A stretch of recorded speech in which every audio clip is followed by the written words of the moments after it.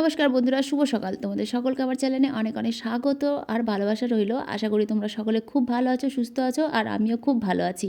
তো যাই হোক, সকাল সকাল পাড়ার বৌদি আর কাকিমারা সবাই চলে গেল ট্যাপে জল আনতে। আমার এখনও যাওয়া হলো না, তার কারণ আমি এখনও বাসি কাজ করে বাসি কাপড় ছেড়ে উঠতে পারিনি। আর বাসি কাপড়ে জল আনাটা একদম ঠিক দেখায় না, সেই কারণে ভাবলাম আগে কাজকর্মগুলো করে ফেলি, তারপরে যাব জল আনতে। তো ঘরের কাজ সমস্ত হয়ে গেছে, এখন বাড়িটা লিকাতে এসছি। তার কারণ এই জায়গাটা না প্রচণ্ড ধুলো হয় আর বাতাসে সব ধুলো গিয়ে ঘরের মধ্যে ঢুকে যায়, দিয়ে ঘর দুয়ার কিচকিচ করতে লাগে। আর আমার নয় কিচকিচানিতে পা দিতে একদম ভালো লাগে না, সেই জন্য বাগান থেকে আমি গোবর কুড়িয়ে নিয়ে এসেছি। আমাদের বাগানের সামনে একটা বড় আম গাছ আছে, যেখানে দুটো গরু বাঁধা থাকে। আর সেই গরু দুটো সারাদিন খাওয়া দাওয়া করে আর ওখানে গোবর দিয়ে রাখে, তাই মাঝে মাঝে গিয়ে গরুগুলোর কাছ থেকে আমি গোবর নিয়ে আসি, এসে এই জায়গাটা লিকাই। আর আমার না লিকাতে খুবই ভালো লাগে। আমাদের ঘরে তো লিকানোর জায়গা নেই বা উঠানেও লিকানোর জায়গা নেই, সেই কারণে মাঝে মাঝে ইচ্ছে হলে এই জায়গাটা লিকিয়ে থাকি। আর আমি তো বলতে পারো মানে গ্রামেও বাস করি না, আমি ঠিক শহরেও বাস করি না, আমি কোথায় বাস করি আমি নিজেই জানি না। কথাটা বলার কারণ হচ্ছে, আমাদের এই জায়গাটাকে অনেকে শহর বলে থাকে, আর আমাদের এখানকার মেয়েরা গোবর মাটি দিয়ে যে উঠোন লিখাবে এগুলো কেমন মানে সবাই মেনে নিতে পারে না। আমাকে তো একেবারেই মেনে নিতে পারে না। আমি যখন কোথাও ঘুরতে টুরতে যাই সবাই মনে করে আমি বেশ স্মার্ট, আমি খুব স্টাইলিশ, আমি এইসব কাজ করি। এটা ওরা ভাবতেই পারে না। যখন বলি যে হ্যাঁ আমি এইসব কাজ করি, আমি এইসব কাজ করতে পারি, তো তারা অবাক হয়ে যায়। আসলে কি বলতো, অনেক মেয়েরা হয় জলের মতন, তাদেরকে যেই পাত্রে রাখবে সেই পাত্রের আকারই ধারণ করবে। তো আমি হচ্ছি ঠিক সেরকম মানুষ, আমাকে যেখানে যেভাবে রাখবে আমি সেখানে তেমনভাবেই থাকতে পারবো। আমাকে যদি বলা হয় একদম গ্রাম্য পরিবেশে গিয়ে থাকতে, সেখানে গিয়ে গরু বাছুর সমস্ত কিছু দেখাশোনা করতে, এইভাবে ঘরবাড়ি লিখিয়ে চুকিয়ে মাটির উনুনে রান্না করতে, আমি তাও পারবো। আমাকে যদি বলা হয় কলকাতা শহরে গিয়ে সেখানকার মানুষের মতন চলাফেরা করতে, আমি তাও পারবো। আসলে আমাকে যারা চিনে তারা এটা বুঝতে পারবে। তো যাই হোক, সব কথা বাদ দাও, এখন রান্না বান্না করতে চলে এসেছি। এখন রান্না হবে তোমার মাংস, পালং শাক আর হবে থোড় ভাজা। তো এখানে সব কেটে বেছে ধুয়ে রেখে দিয়েছি। আর এখানে প্রথমে থোড় ভাজাটা বসিয়ে দিয়েছি আমার সেই সুন্দরী কড়াইয়ে।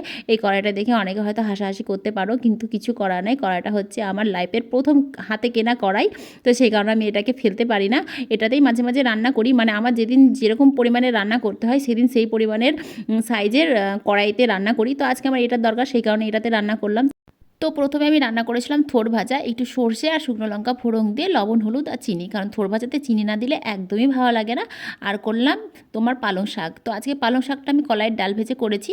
তো এখানে শুকনো লঙ্কা, তেজপাতা, পাঁচফোড়ন দিয়েছিলাম আর তোমার কলাইয়ের ডাল দিয়েছিলাম, দিয়ে সেটাকে প্রথমে ভেজে নিয়েছি। তারপরে দিলাম তোমার বেগুন আর কাঁচা লঙ্কা দিয়ে সেটাকে ভেজে, তারপরে লবণ হলুদ দিয়ে আবার একটু ভেজে নিয়ে শাকগুলো দিয়ে একটু আদা বাটা আর জিরে বাটা দিয়ে ভালো করে কষিয়ে নামিয়ে নিব। তো আমি শাক জানো তো খুব একটা ঝিরিঝিরি করে কাটতে পারে না, আমার ঝিরিঝিরি করে কাটতে গেলে না হাতটা কেমন যেন কেটে যায়, সত্যি বলছি কেটে যায়। অন্যান্য জিনিস আমি ঝিরিঝিরি করে কাটতে পারি, কিন্তু শাকটাই পারি না। তো শাকটা রান্না হয়ে গেল, শাকটা তুলে রাখলাম। এবার লাস্টে রান্না করব চিকেন। তো চিকেনটা আজকে আমি অন্য রকমভাবে রান্না করব।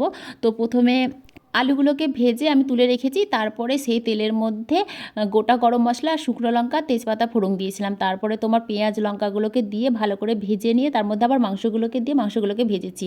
তারপরে দিয়েছি তোমার লবণ, হলুদ, লঙ্কা গুঁড়ো আর জিরে গুঁড়ো। সেটা দিয়ে কিছুক্ষণ কষানোর পর দিলাম আদা বাটা, জিরে বাটা। এবার আদা বাটা জিরে বাটা দিয়ে একটু ভালো করে কষিয়ে নিব।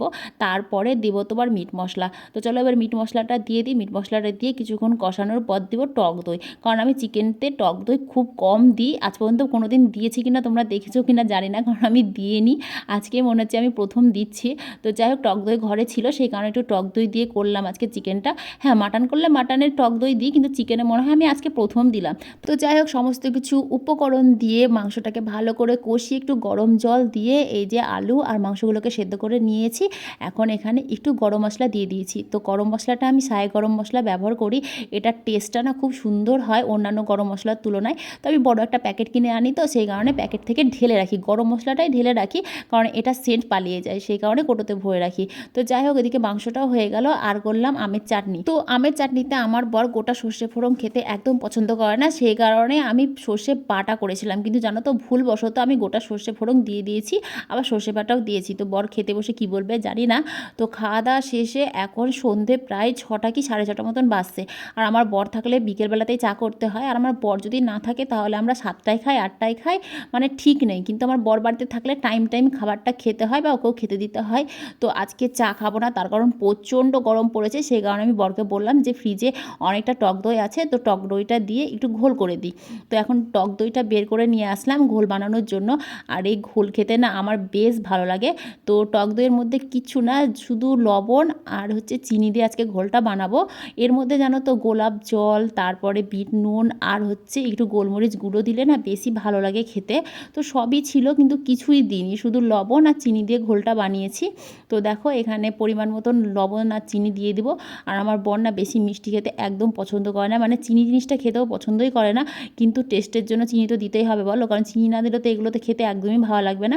তো চিনি দিয়ে এটাকে ভালো করে এখন মেখে নিব, কারণ যত মাখা যাবে তত খেতে ভালো হবে। তারপর ফ্রিজে ছিল আর একটু ঠান্ডা জল নিয়ে এসে দেখো দিয়ে দিলাম। এটা 3 গ্লাস মতন বানাবো, 3 গ্লাসে 3 জনের হয়ে যাবে। আর আমার ছেলেও মোটামুটি খেতে ভালোবাসে। তো গোলাপ জল ইচ্ছাকৃতই দিলাম না, তার কারণ আমার বর আবার গোলাপ জল খেতে ভালোবাসে না। আর যে যেটা খেতে ভালোবাসে না সেটা দিয়ে বানানোটা ঠিক না। অন্যান্য দিন আমরা নিজেরা বানিয়ে খেয়ে নিব গোলাপ জল দিয়ে, আজকে যেহেতু বর বাড়িতে আছে সেই কারণে এরকমভাবে করলাম। তো বর এখন বাথরুমে গিয়েছে হাত পা ধুতে, কারণ ওনার গরম লেগে গিয়েছে সেই কারণে। আর আমি এদিকে শরবতটা বানাচ্ছি, ও আসবে তারপর ওকে 1 গ্লাস দেবো, আমি 1 গ্লাস খাবো। আর ছেলের জন্য ওই যে 1 গ্লাস তুলে রাখবো। আর বোন ওপরে আছে, ও যদি খায় তাহলে আরেকটা টক দই আছে ওটা দিয়ে বানিয়ে দেবো, কারণ ও তো ঘুমাচ্ছে। তো এই গরমে ঘোল বানিয়ে ঘোল খেয়ে আমরা এখন 3 জনে এসেছি বাজারে একটু ঘুরতে, কিছু কেনাকাটা আছে সেই কারণে। তো বরের গাড়িটা ধুতে দিয়ে গিয়েছিল সেই দুপুরবেলাতে, এখনও কমপ্লিট হয়নি। তার কারণ হচ্ছে আমার গাড়ি তো বাড়িতে ছিল, তো দোকানদার ভেবেছে যে আমি হয়তো আমাদের গাড়িটা নিয়ে বের হব। দোকানদার আর কেউ না, ওটা আমার ভাই, মানে আমার নিজের ভাই, ও এই গাড়ির কাজকাম করে। তো তারপরে গাড়িটা নিয়ে চলে এলাম এখন এম বাজারে কিছুটা কেনাকাটা করার জন্য। তো আমার ছেলে এই দোকানে এলেই ওর গাড়ির দিকে আগে নজর, তো দেখতেই পাচ্ছ কতগুলো গাড়ি নিয়ে নাড়াচাড়া করছে। অবশেষেও একটা কিন্তু গাড়ি কিনেছে। তারপরে কিনলাম আমার ভাইজির জন্য 2 সেট জামা আর 2 সেট প্যান্ট, কারণ ওর বার্থডেতে খাওয়া হয়েছিল কিন্তু কিছু গিফট দেওয়া হয়েছিল না, কারণ যেদিন ওর বার্থডে সেদিন আমাকে দুপুরবেলাতে বলেছিল। আর আমি দুপুরবেলাতে শোনার পর কখন যাবো বলো তো কিনতে, বিকেলবেলায় যেতাম, তো আমি ওইদিকে রান্না করতে গিয়েছিলাম সেই কারণে আর গিফট কিনতে যাওয়া হয়নি। আর আমি বেশিরভাগ ধার করে খেয়ে আসি, তারপরে আমার বর যখন আসে আমার বরের সঙ্গে গিয়ে গিফট কিনে এনে দিই। তার কারণ আমি গিফট কিনতে গেলে তো আমার পকেট থেকে টাকা যাবে, কিন্তু বরের সঙ্গে গিফট কিনতে গেলে তো আমার পকেট থেকে টাকা যাবে না। আমি আমার বরের পকেট থেকে টাকা দিয়ে কিনে নিয়ে এসে সবাইকে গিফট দিয়ে দিই। হ্যাঁ, খাওয়ার বেলায় আমি খাই, কিন্তু দেবার বেলায় আমার বরকে দিতে হয়। তো এম বাজারটা দেখতেই পাচ্ছ কত সুন্দর ঝাঁ চকচকে একটা মার্কেট। আর এখানে আমরা প্রায় মার্কেটিং করতে আসি, বেশিরভাগ জিনিস আমার বোন এখান থেকেই কিনে। হ্যাঁ, আমিও কিনি, তার জন্য না। তারপরে চলে গেলাম আবার বাজারের দিকে কসমেটিক্সের বাজার করতে। তো আমাদের এখানে মেলা বসেছে, কমলাগামেলি মেলা। এটা হচ্ছে মা দুর্গার আরেক রূপ। তো আজকে মেলার মধ্যে ঢুকবো না, তার কারণ আজকে মেলাতে প্রচণ্ড ভিড়। এখন যাব সোজা কসমেটিক্সের দোকানে, ওখান থেকে কিছু জিনিস কেনাকাটা করে যাব বাড়িতে, কারণ যা গরম পড়েছে একটাও সানস্ক্রিন কিচ্ছু নেই জানো তো। মানে আমি ওই যে বললাম না, বর এলেই বাজারে যায়, তাছাড়া যায় না। আমি নিজে পয়সা খরচা করতে খুব কষ্ট পাই, কিন্তু বরে পয়সা খরচা করতে কষ্ট পাই না। তো দেখতেই পাচ্ছ কত সুন্দর দোকান বসেছে, জিলেপির দোকান, যার পথে জিলেপি কিনে নিয়ে যাব, তার কারণ আমি জিলেপি খেতে জানো তো খুবই ভালোবাসি। আর অনেক দোকান বসেছে তবে ভিতরে। আর এটা হচ্ছে মন্দিরের ভেতর, তো মন্দিরের ভেতরটা অন্যদিন এসে তোমাদেরকে দেখাবো, মন্দিরের ঠাকুরটাও অন্যদিন দেখাবো, আজকে তার ভেতরে ঢুকলাম না। ভেতরে অনেক বড় মেলা বসেছে। তারপরে এই যে কসমেটিক্সের দোকানে এসে প্রয়োজনীয় জিনিস কিনে নিলাম। তো আমার সিঁদুরটা প্রায় মানে বাড়ন্তের দিকেই ছিল, সেই কারণে একটা গোলা সিঁদুর নিলাম, একটা ফেয়ার লাভলি আর 2 রকমের 2টো সানস্ক্রিন, আর নিলাম হচ্ছে 2টো বডি স্প্রে। তো আমার বডি স্প্রেটা ব্যাগের মধ্যে রাখা আছে, এটা আমার বর নিল, তো বরেরটা এখানে রাখা আছে। আর এই পাউডারটা আমার ছেলের জন্য নিলাম, ছেলের জন্য পাউডারটা ছেলেই পছন্দ করলো, কারণ পাউডারটার সেন্টটা খুবই সুন্দর ছিল। তো এই ছিল আজ সারা দিনের জার্নি, সারাদিন কী করলাম না করলাম সমস্ত কিছু তোমাদের সঙ্গে শেয়ার করলাম। তো ভালো লাগলে অবশ্যই জানিও। তো সকলকে টাটা, গুড নাইট, সবাই খুব ভালো থেকো, সুস্থ থেকো, কেমন।